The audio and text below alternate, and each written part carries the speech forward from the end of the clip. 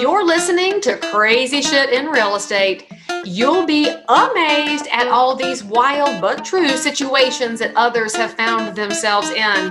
Because on this show, you'll hear uncensored, unbelievable stories from the world of real estate. I'm Leigh Brown. Let's dive right in. Hello, friends. Welcome back to Crazy Shit in Real Estate. I'm excited for you to meet my friend Chris Prefontaine today. He's obviously wicked smart because he's in that part of the world, and he has put together decades of real estate experience to bring forth to investors and realtors to make them more successful. He has seen it all, and you're really going to enjoy this show. Tune in, and I'll see you on the other side. Before you get the rest of the story, I'd love to share a quick message from today's sponsor. Do you ever have team members and employees who ask the same question over and over again? And you wish there was one centralized place to send them to find everything they knew to be productive and efficient? There is. Sweet Process is this really cool company. They reached out to me and said, "Hey, Leigh Brown, we want to sponsor the podcast." And I said, "Well, then, hey, Sweet Process, let me see what you offer." And I freaking love it. Here's why. It's a software that enables your company to have a central place for procedures, policies, and processes, all the 3 Ps. We'll just say that. And it becomes so easy for upper management, middle management, and then everybody in the organization to collaborate, because everybody's going to see these 3 Ps differently: procedures, processes, and policies. You can also know that this allows you to keep your processes really living and fluid because you can change them at any time. You can organize and reprioritize, assign tasks. It's so intuitive. So it's really great because you have to have easy. In today's world, we're all overwhelmed. Easy is fantastic. And it also becomes this source of truth, because doesn't matter what level somebody is in your organization or on your team, they can find all the information for how to do the job well. And what better way to reward a team member who wants to go up in the organization than by seeing how they take things and run with it? Sweet Process gives them things to take and run.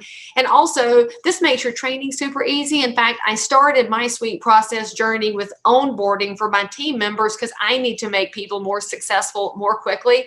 And I love it because now anybody around me can get their task done quickly, and the instructions are right there. Now, you should know they always offer a 14-day free trial. So high five, Sweet Process. That's super cool. But because you're Leigh Brown's people, what? You're going to get the 28-day free trial, which is great because I know you'll sign up and totally forget because you're not organized yet. Then you'll use Sweet Process, and you're going to love it too. So if you go to sweetprocess.com/crazy shit in real estate to sign up now, you don't even need to give them a credit card. So go check out Sweet Process. Make your company stronger today. Okay, so look, here we have Chris back on the show again. What's happening? Are you wicked smart today? Does that sound right? I didn't wear my wicked smart shirt, but yes, I still am. Well, I think if you say bridge the gap, that's a British thing, right? Isn't that by the Tube in London? Doesn't it say bridge the gap? Mind the gap. See, now, mind the gap. I'm going to have to research that now because I didn't know that. And now I'm going to have to talk about that. So I'll figure that out. That's all I can think about seeing your shirt. So welcome back to Crazy Shit in Real Estate. And just so you guys will know, Chris and I get to spend time together just about every morning on Clubhouse in this conversation that is all over the place, which makes it the most engaging space ever as we look at different sides of real estate, which I know that's why y'all came to Crazy Shit. So Chris is going to talk to us today about something y'all have probably never heard about before. So Chris, I'm glad to have you back on the show. Yeah, thanks. The last time I was on, I told kind of a disgusting story. So this one's just different. So we had an expired listing, but it was owned by a realtor from Boston, a very active realtor. She owned a nice house on the water in a place called Cape Cod. It's a resort area. It's set up on a bluff, open ocean, like 270-degree view. Beautiful. So now every time I tell the story, people go, "Why on earth did she sell it? And she did what?" So it keeps going. So here's what we did. She couldn't sell it on the open market. So hang on. Was it overpriced? Was it a gross house? Why didn't it sell? What was wrong with it? It might have been slightly overpriced for the market. This is back before the market was hot, right? And it's on a bluff that can be scary if you don't know the area because it does erode a little bit if you don't engineer it properly. Now, we've since engineered it, but yes, it erodes, and it's probably 70 feet from the house, and it's a cliff that overlooks the ocean. So it's like that house in the Netflix special Lemony Snicket. Was it California? No, there was you don't have little kids at home anymore. There's the Lemony Snicket, the series of unfortunate events, and there was a house on a cliff, and it was like a literal cliff where it could fall off. Was she going to fall off the cliff? Well, it's not that close, but that's what people are thinking. So maybe that was it. Here's the bottom line. We said, I think she was on for like $1.1 million. We bought it for $945. We usually go no money down, as you know, you've heard me talk, but we put $8 or $9 grand down on this one. Still easy to do. And we paid her transfer tax from Massachusetts. So that was our down payment, so to speak. But then we said, okay, we'll make you $2,500 monthly principal payments for 4 years. That was a basic deal. But here's where it keeps twisting. She said to us, can I stay now? Like right before the closing. Can I stay? And because come to find out, she had a sick mom. This is why she was hesitant to sell. And she wanted closure on the house being on her back, but she wanted to stick around and help her mom still. It was the weirdest thing. So then she said, I'll stay. And every month I stay, I'll pay for the taxes. I'll maintain the home just like I own it. And you guys won't pay me the $2,500 principal, but I'll credit $2,500 principal every month. So she stayed about 1.5 years. She left. I paint the house. I engineer the bluff so it doesn't fall off the cliff. We do everything. She called Zach back. You know Zach, my son-in-law. She calls him back and says, I was going to buy in South Carolina, coincidentally, to your market, but it didn't work out. This has to be off my books before I sell it. Before I buy. Can I move back in? So she moved back in, and now she's renting from us for $5,000 a month. So she was renting from you for $2,500 a month, basically, not out of pocket. Then she left, and you fixed the house up, and she comes back and pays $5,000. All we did is spruce it up, but we put on the open market, and she needed a place to live, and she called back and said, "Can we move in?" And Zach goes, "I know it's strange, but she did take care of the property. Why don't we just let her rent for $5,000?" So we pay the taxes this time, so we still net about $1,000 on the house, but she's in there and she takes care of it like she owned it. I mean, she's meticulous. All right, she's in there right now. So to the people listening, why would you buy a house on terms? What is the benefit to you to work this deal with her? Yeah, in any deal on terms, frankly. So we don't sign on bank loans ever, personally, signing. I learned that the hard way coming out of 2008. The bank doesn't care who you are. It's not against the bankers. They're doing their job. They're coming to you if you sign personally, number one. Number two, when the homes are free and clear like this, like she had, for $900,000, for us to make principal only payments, $30,000 a year coming off principal. And every time she says, "Can I move back?" we say, "Sure. Can we have an extension?" And we keep pushing the thing out. So that's the cool thing. So $30,000 a year, we're in like our 4th year. Originally it was only a 4-year. Now it's pushed out to 2024. We have 3 years left. It's a lot of money coming off principal. So we'll have a ton of equity by the time she moves. Maybe she'll buy it back. We kid around and say, who knows what the heck she's going to do next. But that's where we are today. So what was the benefit to her of going on terms? Was it just to have it off her plate stress-wise? Because she didn't get to have all her equity. No, this is confusing. This way, people come up at our events and go, "Tell me that again. Why would she do that?" I think it's just closure, and I get to take care of mom still. Like, it's off my back. You know, to engineer the hill was some money, and then you got to plant on it to stabilize. So maybe all that she just said, I don't want to deal with it. I got mom. That's what I'm thinking. And this is where, listener friends, you got to remember that everybody's motives are different, and not everybody's motive is having a pocketbook full of cash. There are people out there who need to get the stress off their shoulders because they can't think straight. And there's also people that need to know somebody's not trying to screw them. I mean, you weren't trying to do anything to her except give her an option, and that's what you offered her. So before you go thinking that there's something off here, Chris offered her a solution that helped her, and it's continued to help her for a long time frame. And this is, in the immortal words of Howard Brenton, you get out of judgment and into curiosity. Yeah, and you know, to that point, like, Zach really does. Like, he has a connection with her now, and every time she calls, I think she can be a little high maintenance, but every time she calls, Zach takes care of her and says, "Okay, this is really what she wants. Hey, she's good to us." She's helping her. And to your point, if you just simply listen to why they're trying to do what they're trying to do, and you can truly fix it, you get a win-win. If not, then tell them you can't fix it. But there's nothing else going on there. So looking at the market we're in right now as we record this in March of 2021, and there's not enough houses on the market and everything is a major dogfight to win, how does an investor find opportunities in a market like this?